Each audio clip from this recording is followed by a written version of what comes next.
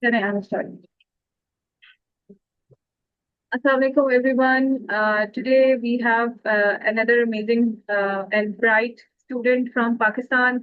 He belongs to one of the remote area of Pakistan, that is Kashmir.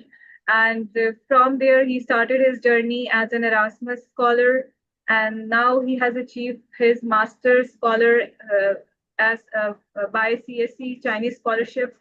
So let's meet Syed Nadeem Gillani, and he will present you about the complete application process of CSC scholarship. So stay tuned, and there will be question answer session as well.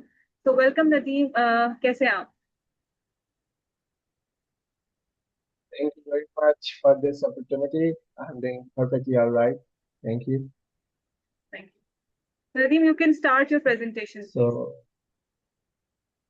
I hope you can see my screen, right? Yes, it's visible. Okay, thank you. So how many participants so far?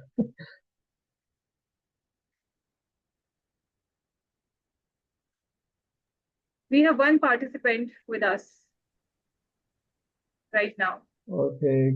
Should we wait 2 or 3 minutes for others? Maybe they are joining. You can start, or they can join us, and later we will upload the recording. They can watch that. Okay, sure. So hello guys, this is Syed Nadeem Gillani. I'm from Muzaffarabad. Um, I did my bachelor's in chemistry, specialization in biochemistry, and then I got CSC scholarship. And the best time to apply for a CSC scholarship is around September, because the earlier you start, you have more chances. Because being from Pakistan, like it's really, really bad competition. So you have to secure your place as soon as possible, because being being a master's student or applying for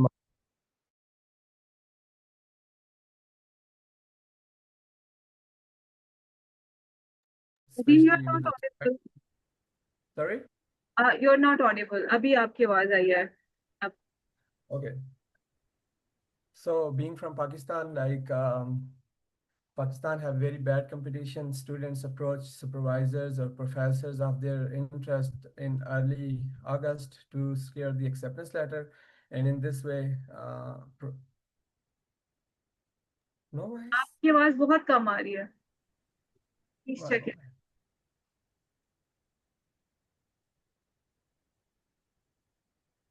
आप सही आ रही है आवाज?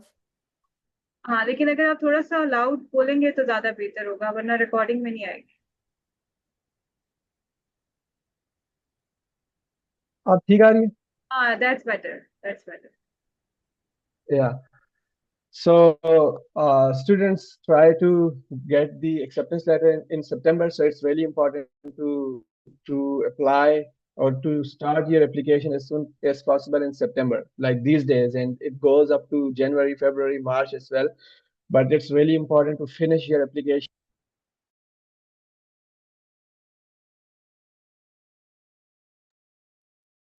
It's kind of prestigious scholarship.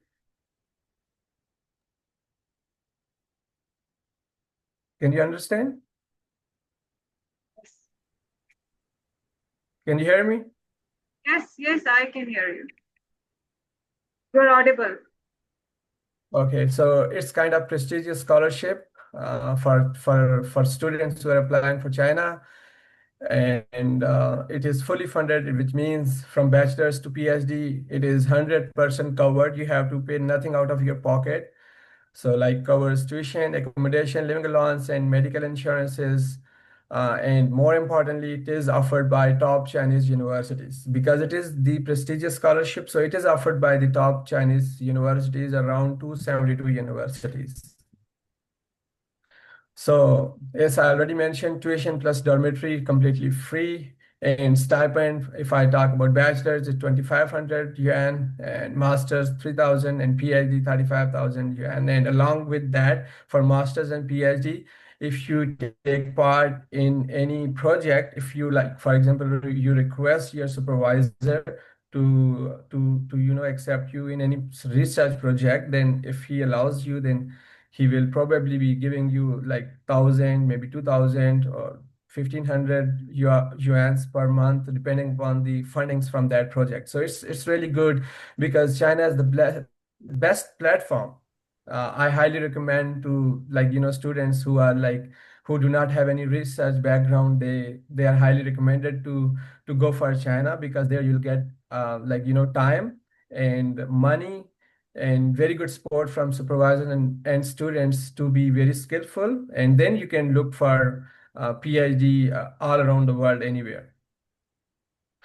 So health insurance will also be covered. It's fully covered. For example, I had a surgery for my hand, and it spends about the insurance company spent about 40 lakh, like totally 100% covered. And I also spent something, a very little amount, but it is nearly 100% covered. For that, you have to pay per year 800 euros, but it is also paid by your university or CSC. You do not have to pay this. So for that health insurance, which is included, you have to pay 800 yuan per year to be fully covered by health insurance. And this 800 also be the part of your insurance. So it will be automatically paid. So you do not have to worry about for that as well.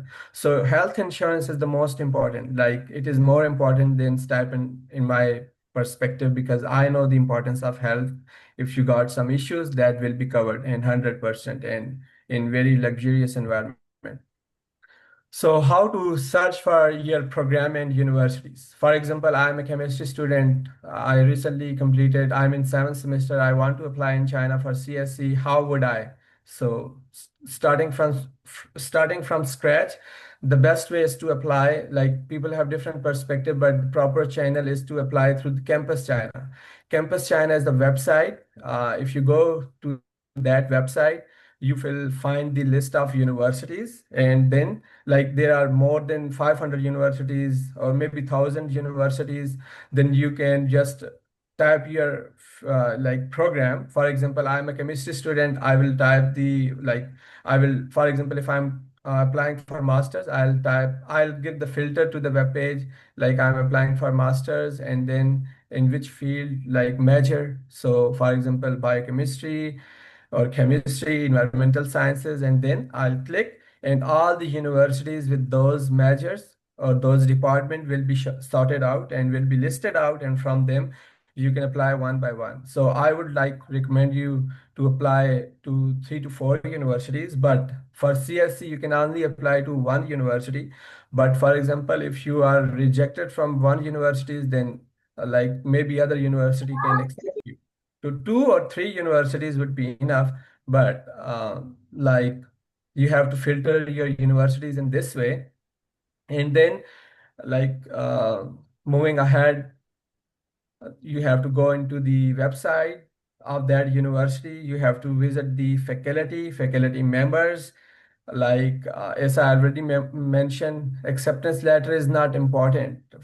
Like, it's not mandatory for master's or bachelor student, but being applying from Pakistan, it is kind of mandatory, because from Pakistan students clear the acceptance letter in the month of September and October. So all the professors would be occupied. So it's also become very mandatory. If you start your application in September and get your acceptance letter until at the end of October, and that's it. You can get 2 or 3 acceptance letter and then apply through acceptance letter. It will increase your chances up to 40 to 50%.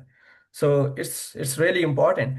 So how you can get the acceptance letter? Like, you have filtered the universities through Campus China, as I already uh, guided you how to do it. And then from that, from those universities, pick the university of your choice, go into the faculty, go into the faculty and search the profiles of all the professors of that faculty, and see what is the professor which is very much suitable for you, for your previous background and your future, whatever. You can align your background with the professor's profile, and then you can type an email to the professor, very kind, gentle, and to be very concise and focused. Because I have seen students reaching professors with like too much content.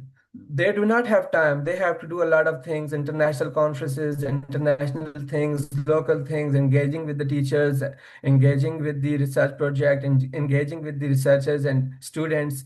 They do not have a single time. So please present yourself in a very concise and focused way. Just tell them who you are, what you want, what you have did, what is your background in 2 lines, and then let him know I visited your profile and it is really interesting. It is up to my background and my interest, and I really want to excel in aligning with your field in under your supervision in this and that field.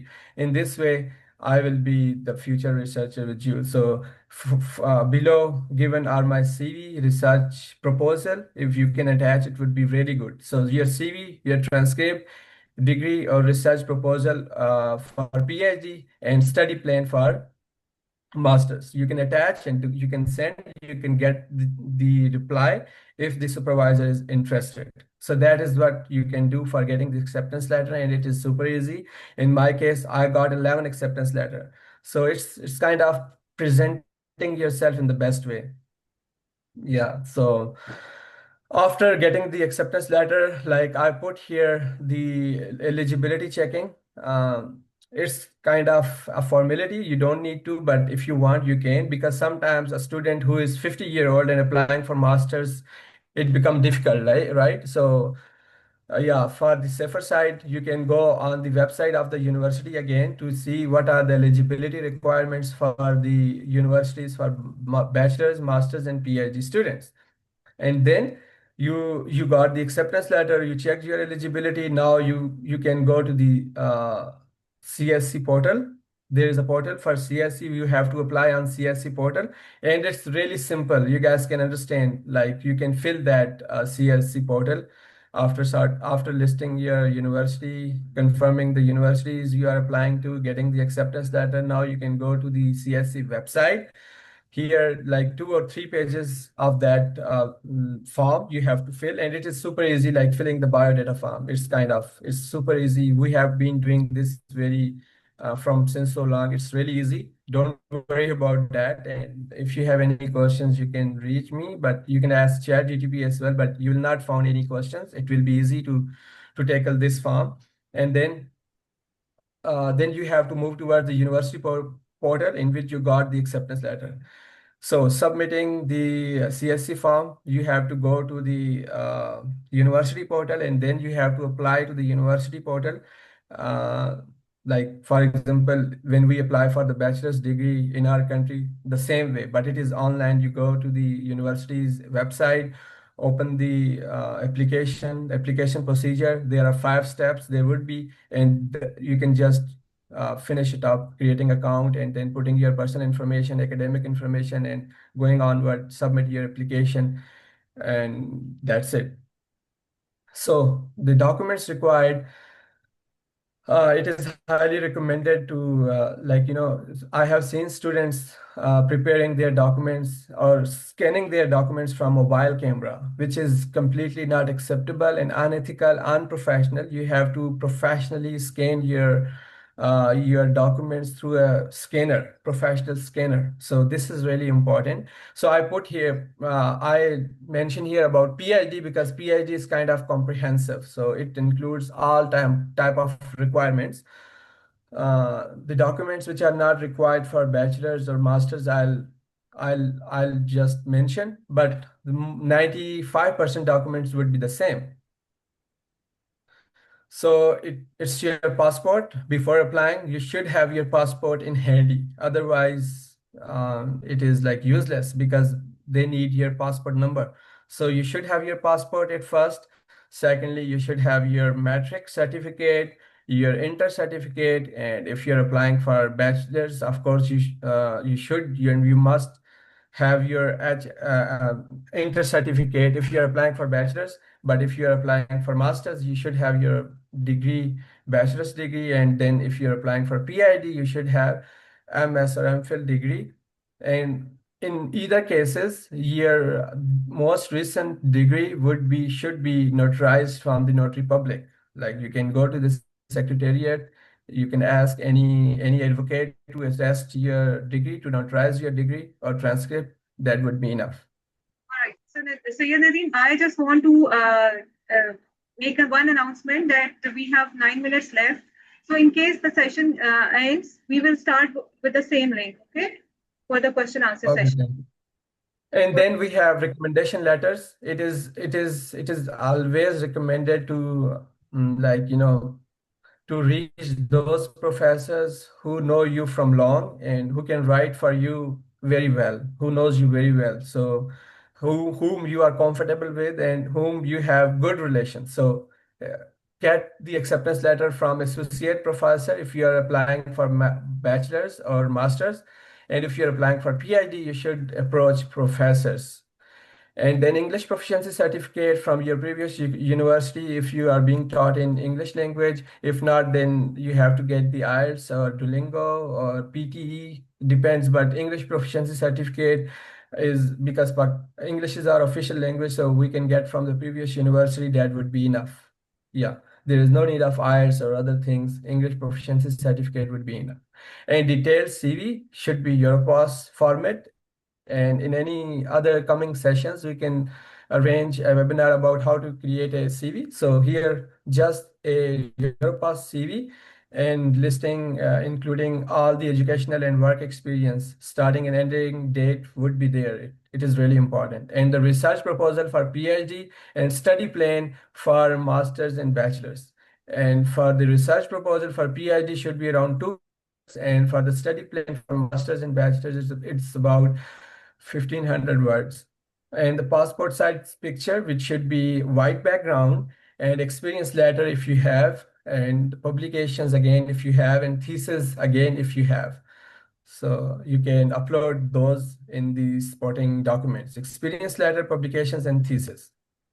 In the medical form, like it's also kind of very simple requirement. Like if you can go to the Google or Chrome, you can type Chinese physical examination form. You can get the PDF, you can download, and you can just fill that PDF by yourself. It's okay. And then you can go to any doctor, like who is 17 or 18, is medical officer. You can attest from him. That would be the requirement, and that would be enough. And then the police clearance certificate, and you can get from your local police, and it should not be older than 6 months. And same with the case with medical certificate, it should not also be older than 6 months. So so the validity is just 6 months. So make sure before applying if that medical or police clearance certificate is valid. And 2-3 minutes introductory video. Nearly 20% universities demand you for the introductory video, where you can introduce yourself, like briefly, a very brief self-introduction, academic background and achievement, interest in China and scholarship, why China and why this scholarship you have to mention in that introductory video. And you then have to tell, if you choose China, you choose this university, you choose this program, then what are your future goals? And then you can complement with the closing statement and any other supplementary document or words or comments you have, but you have to sum up in 2 or 3 minutes. And it is not mandatory for all the universities, but few. That's it. And these are my social media platforms. If you have any questions, you can reach me anytime without any hesitation. I feel a sense of responsibility to help students. And yeah, it's our responsibility. There is no need to worry about reaching me anytime. I'm available. Thank you. If you have any questions, I'll be able to answer you. Thank you.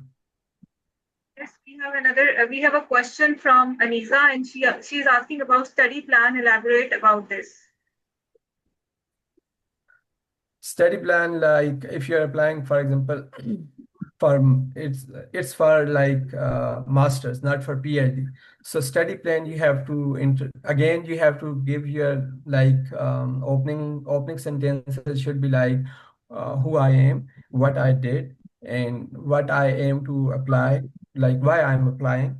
And then going forward, you can elaborate your little bit, like the research experience you have did, and then you can tell I have this research. Like for example, you have the first paragraph which is about you, like who you are, where you came from, and why are you applying? Oh yeah, Why, there is status nothing.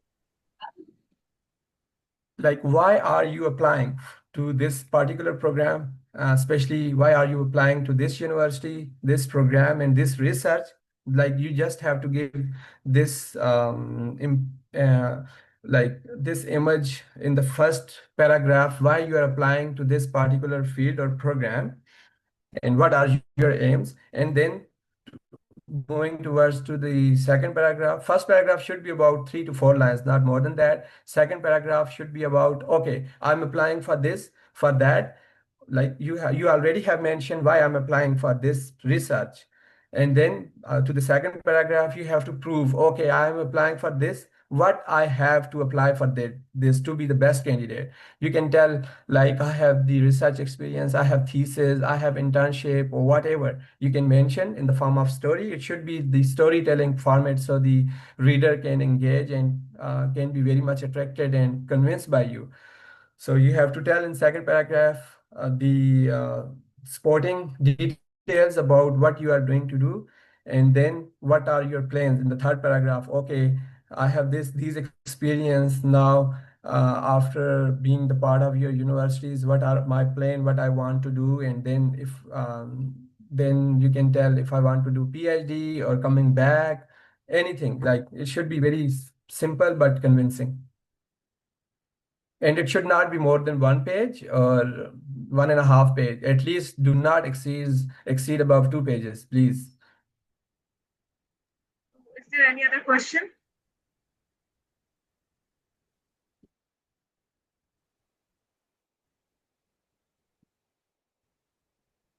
Is there any other question? I think you have covered it so well that every point has been clear. Nadeem, so thank you so much for your time and your efforts and accepting the invite for coming to this webinar. And thank you so much to the attendees. And you are connected with Nadeem. And if you have any questions in future, you can ask him directly through his LinkedIn and Facebook or Instagram. So let's sign out. Take care, everyone. Take care, Nadeem. Assalamu. I will upload the recordings. Thank you very much. Really appreciate your efforts. Thank you. Thank you.